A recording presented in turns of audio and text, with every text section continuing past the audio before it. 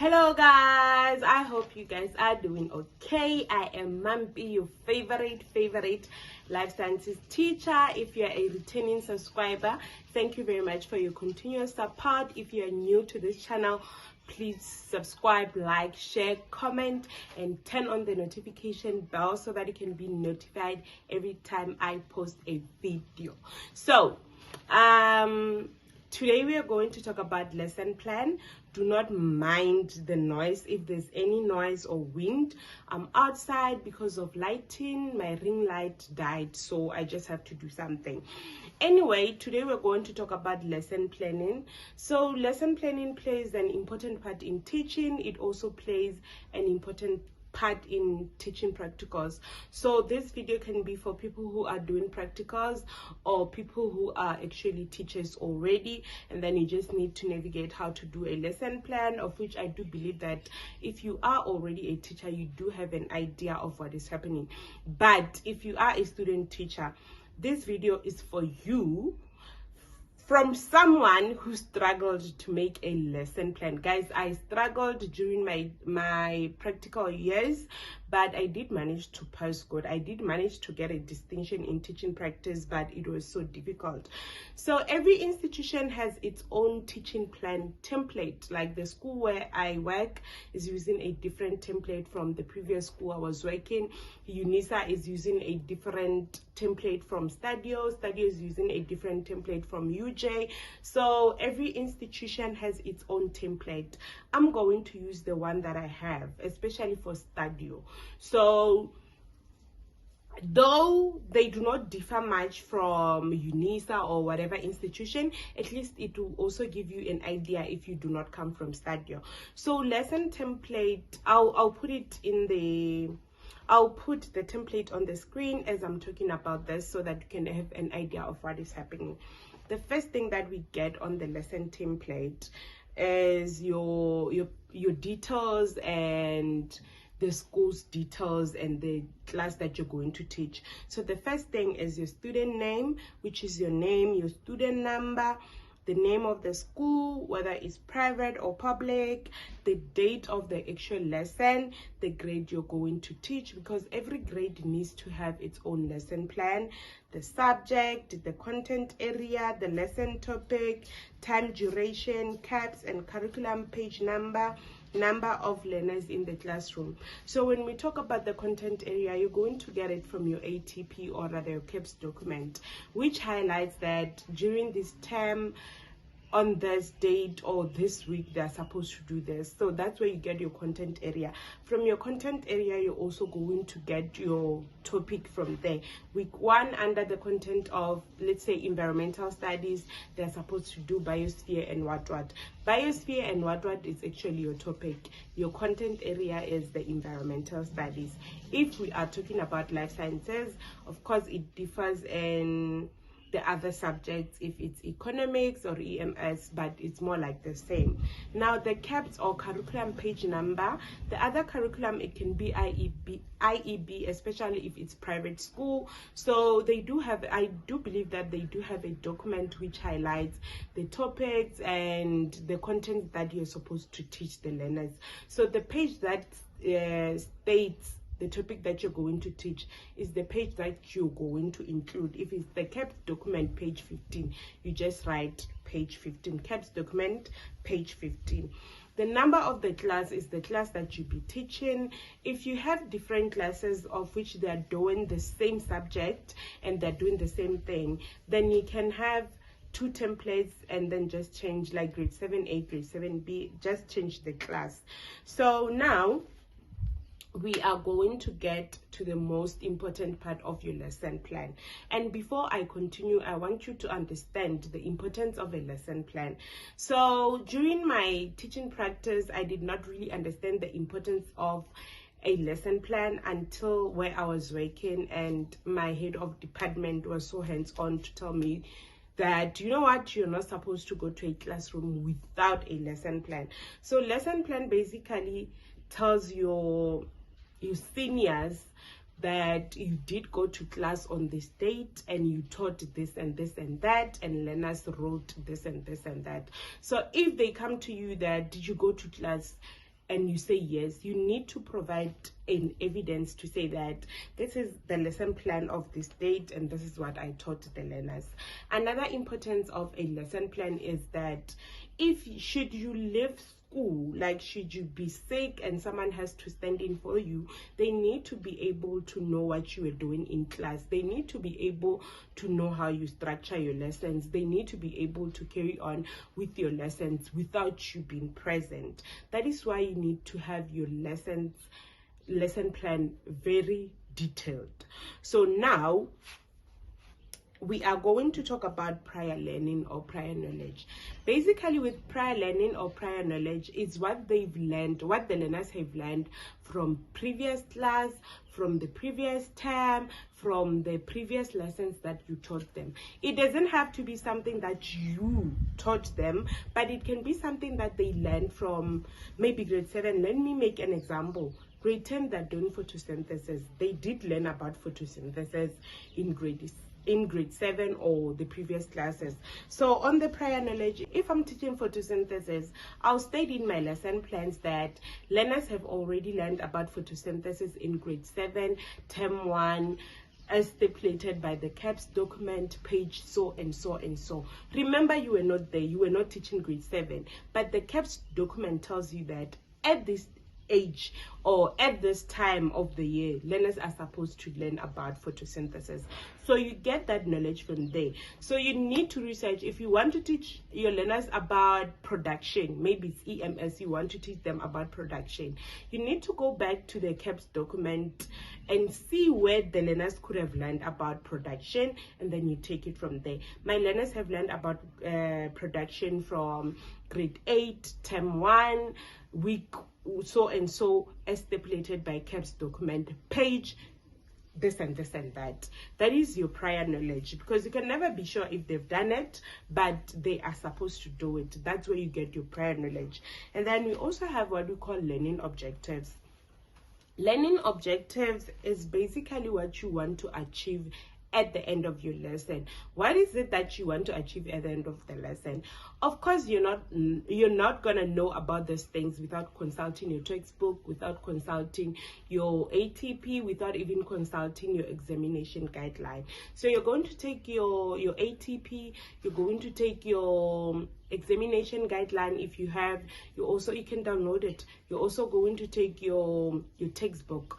Your textbook will state at the beginning of the topic, it will state, in this topic learners are going to learn about this and this and this and that. Learners should know this and this and that. So when you write your learning objectives, you get it from that text to say that, okay, at the end of the lesson, learners should be able to define this and this and that. Learners should be able to distinguish between plants and animals. Learners should be able to distinguish between asset or a liability. Those are the things that you want your learners to know at the end of the lesson.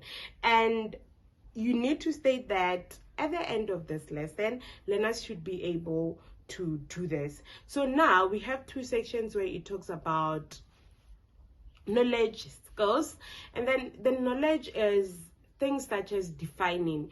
At the end of this lesson, learners should be able to define reproduction. Learners should be able to define production. At the end of this lesson, learners should be able to differentiate between a liability and an asset. So that's what learners need to know. You need to at least have 3 or 2 objectives. And then we also have the skills. Now I want you to understand how skills and knowledge differ. So with the skills, learners, when we talk about skills, we're talking about okay, let me make an example with this house. Someone with the skill of building a house, they built this house. So at the end of this lesson, this employee need to know how to build a house.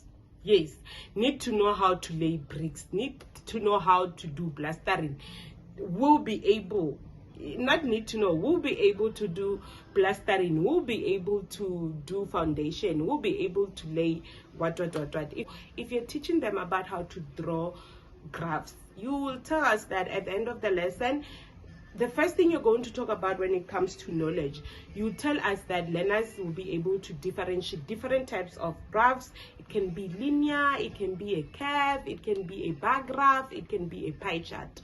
So after that, when you told us what your learners need to know about the graphs, then when it comes to skills, you will tell us that at the end of the lesson, learners should be able to draw different graphs. Learners should be able to measure a scale for drawing a graph or to plot a graph. Those are the skills that you can include in your skills. Skills is basically what your learners can get from your lesson and use it to benefit them in a real life situation. Yeah, I think I make sense. I believe I make sense. So we also have values and attitudes. It may be different. Some institutions may not have that. So with values and attitude is that, let's say I teach learners about nature, or rather ecosystem. It's all about nature and interactions. So I can say that at the end of the lesson, my learners need to be able to value and appreciate nature. They need to appreciate nature. They need to respect nature by not littering, by not cutting down the trees. Those are just the examples that I can give you. If you were teaching them about liabilities and assets, you can say that at the end of the lesson, learners should be able to know how to budget. Learners should be able to know how to buy the products which will bring them more money, rather than buying products which will take money from their pockets. So those are the values and the attitudes. Basically, when you finish your lesson, your learners should have a different view of the world or the concept you're teaching them. So that's basically what we're talking about when we speak about values and attitude. Another thing, we're going to have assessments. So assessments is basically the task which will be done during the lesson. We know that we have formative, we have summative. Summatives we are not going to include here because these are the formal tests or examination. We are going to talk about formative, or rather the baseline assessments. These are the assessments that you give your learners to understand where they are in terms of the content or the topic. So we are going to talk about formative assessment. When we talk about assessments, it says what, who, and how. So you can't be saying classwork will be written by who. How is it going to be written? So you need to be specific. Learners are going to write a quiz based on the topic with the following questions, so that they can be able to understand or to link the content with their prior knowledge. So if I want to say it's all about labeling the process of photosynthesis, I can just say learners are going to label the trees and the energy flow and what, so that we can link the content to the prior knowledge. So assessments are what learners will be doing and what you will be doing. And then in that, we can also say it doesn't have to be something they're going to write. You can also say learners are going to be grouped in 5 groups and discuss the topic based on their prior knowledge, and they'll be able to share their answers with the entire classroom, and I'll be assessing the learners' knowledge based on this and this and that. So that is basically what will be done in your classroom. So after that, we are also going to have resources. Resources is basically what you've used. If you've used my YouTube channel to know about lesson planning, you have to leave the link on the resources to say Mampi becoming link what the topic is this. And then if you got your information from textbook, you write Life Sciences Focus Grade 10 Learners Book, and then you don't write your references, you just write the book. If it's an answer series, you also do that. If it's from website, you also have to do that. Whatever information that you got, you need to label it down. You need to write it down to say that I got this information from these resources. Now we know know that from the resources, we also have the part where it talks about reference. You don't have to struggle about reference because you already have your books, you already have your study guides. You're just going to take the reference from your textbook, your study guides, and put it on the references, like how you write your own assignments. And then we also have, so this part is basically what you write before you go to the classroom. This is the part where you fill in this information before you go to the classroom, and then there'll be another part where you have to do it after conducting the actual lesson. Now we are going to talk about the most important part. I feel like it's the most important part of your lesson planning, because it talks about the introduction of your lesson, the development, the summary, and all that. And it's lesson phases. Lesson phases is basically on how your lessons goes about. You can't be saying lesson phases and then you start by saying learner homework. What are you talking about? So you need to have like icebreakers, you know. Your icebreakers can be the baseline questions, the formative questions, the simple questions you ask learners, but you need to be specific and detail every important aspect of your lesson. So if it's introduction, you're going to say, I'm going to introduce this topic to the learners. If it's photosynthesis, you're also going to write photosynthesis is what. So initially when I was doing my practicals, I did not know how to do this thing. So I used to think that I can just say the teacher will introduce the lesson and then the learners will take down notes and stuff like that, until my HOD told me that you need to be specific. If you're saying learners are going to learn about this topic, photosynthesis, you need to write down what photosynthesis is, so that the other person can be able to teach your lesson.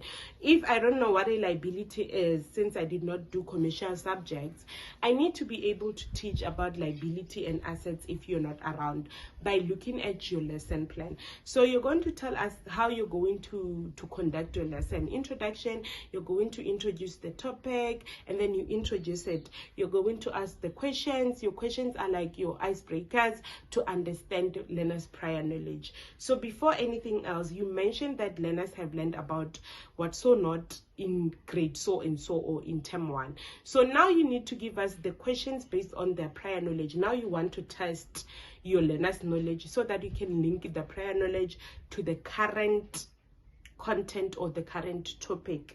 So you're going to ask questions based on their prior knowledge, and then you indicate the questions you are going to ask based on their prior knowledge. And then you also need to indicate that learners will be given time to analyze the questions and answer the question, so that I can be able to build up on their prior knowledge. Does it make sense? I hope it does. So that is basically your introduction.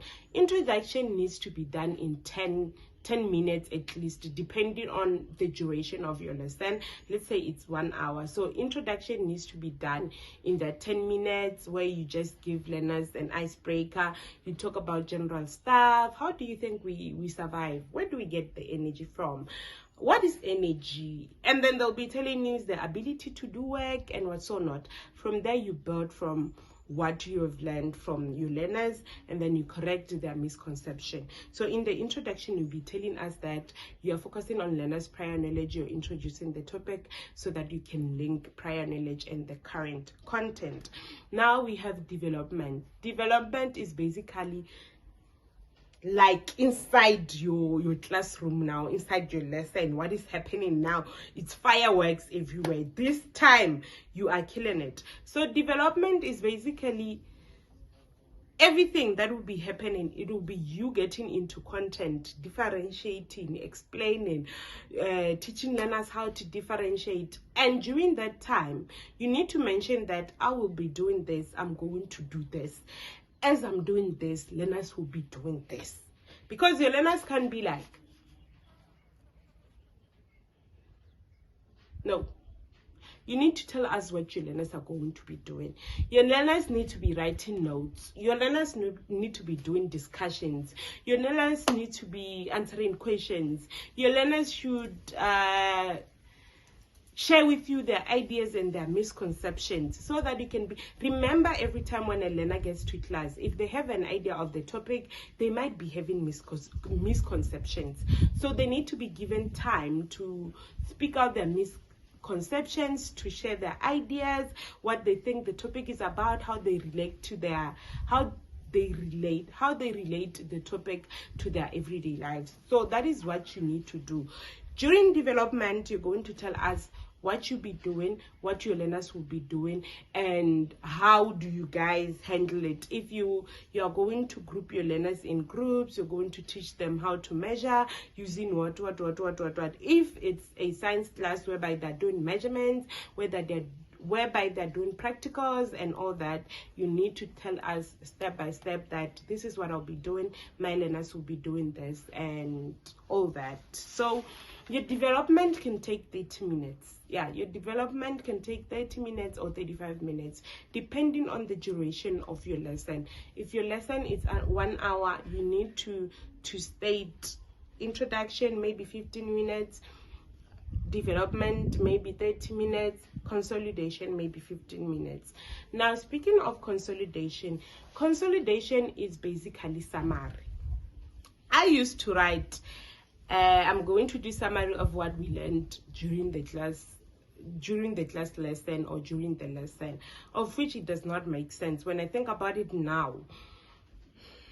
Consolidation is basically the conclusion of your lesson. During the last 15 or 10 minutes, what will you guys be doing, you and your learners?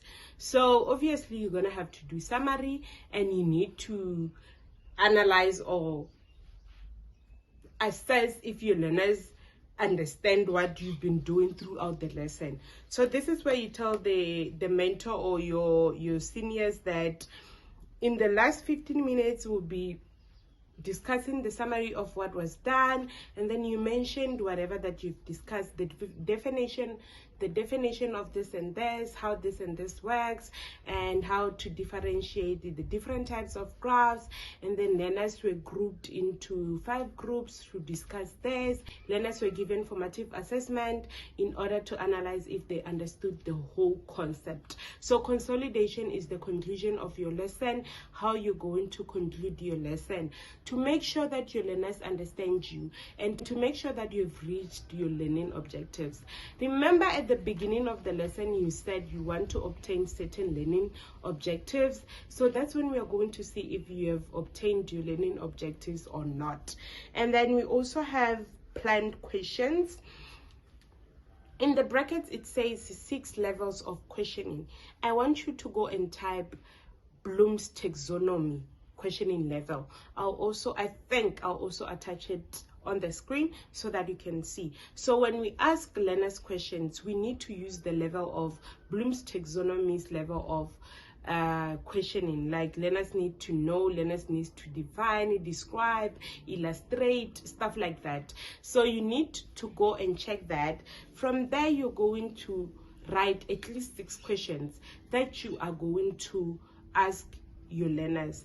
The questions, you already have the questions. You got the questions for prior knowledge, you have the questions for introduction, you have the question for development, you also have the question for consolidations. So those are the questions that you're going to write on planned questions. You're telling us that this is the questions that I'm going to ask, and then we see that you've asked those questions on prior knowledge, introduction, development, and consolidation. So you don't need to crack your brain when it comes to planned questions, because you already have that. And then also come to the section that says homework. It can say homework or rather activity.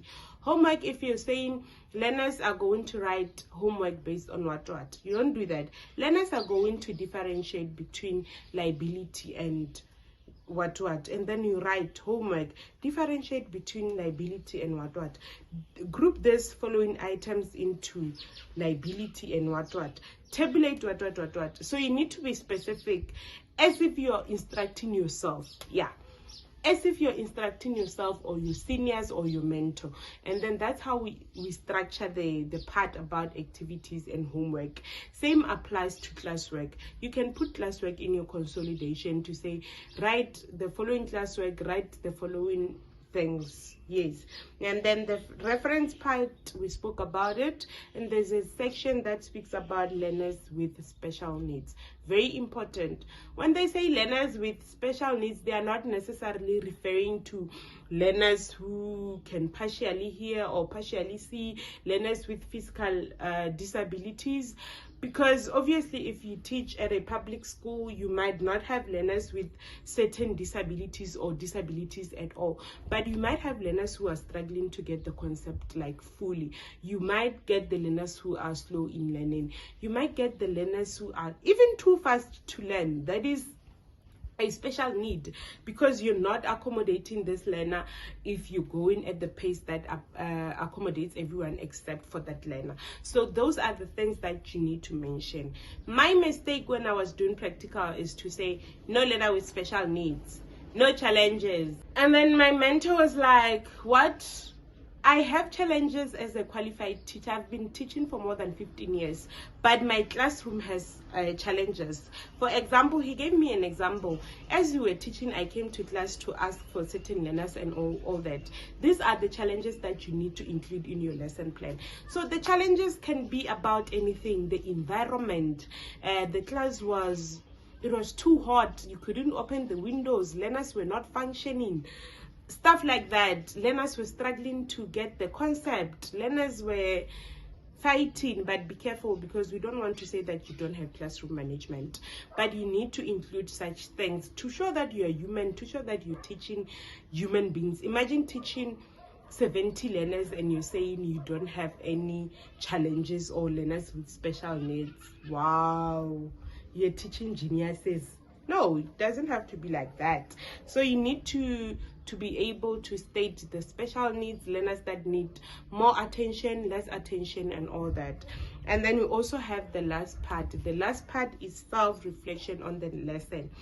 These are the things that you write after the lesson, especially with also the learners with special needs. You will not know learners with special needs before you go to the lesson, before you go to the classroom to teach. So you need to teach the lesson and you need to write what I'm going to talk about now. Learners with special needs, you write after the lesson. And then self-reflection, you write after conducting the lesson. So on self-reflection, you're going to talk about the successes and your reasons. Why are you saying, was your lesson successful? You can say yes. Was it not? You can say no. So in the section we have success, we also have challenges. Success as, did you really obtain your learning objectives? If yes, you can say my lesson was successful because learners are able to differentiate what. Learners are able to do this and this and this, which were our learning objectives. So that is your reason to say that your lesson was successful. And then when it comes to challenges, that's where you can say the class is overcrowded. Some learners were struggling to see on the board. Some learners were even struggling to participate. I couldn't group the learners, because let's be honest, if your class is 80 learners, how are you going to group your learners? So those are the challenges that you need to state on your lesson plan.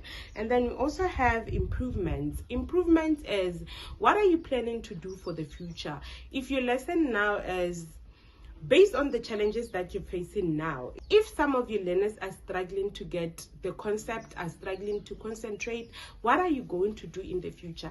Now you can talk about including visuals, like using media, inserting diagrams, inserting pictures, so that your learners can understand more, because some learners prefer practicals, others prefer theory, others prefer learning through images. So those are the things that you need to consider for future references. So you also need to talk about how you're going to use your different teaching approach, because learners do not learn the same. So these are the things that you're going to talk about when you talk about improvements. And the last thing, I don't know if other institutions want it, but the last thing that you're going to do is to attach the copy of your CAPS document.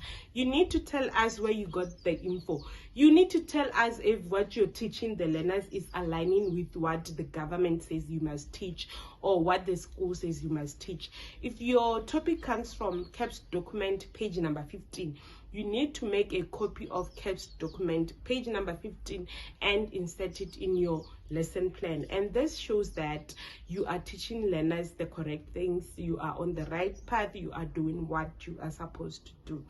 Anyway, that is the end of today's video. If you have any questions, please leave them on the comments section below. If there's anything you want me to talk about related to teaching, I'd definitely love to talk about it, especially if I have information about it. And if you found this video very helpful, please subscribe, like, share, and comment. Thank you for your amazing time. Mwah. Peace.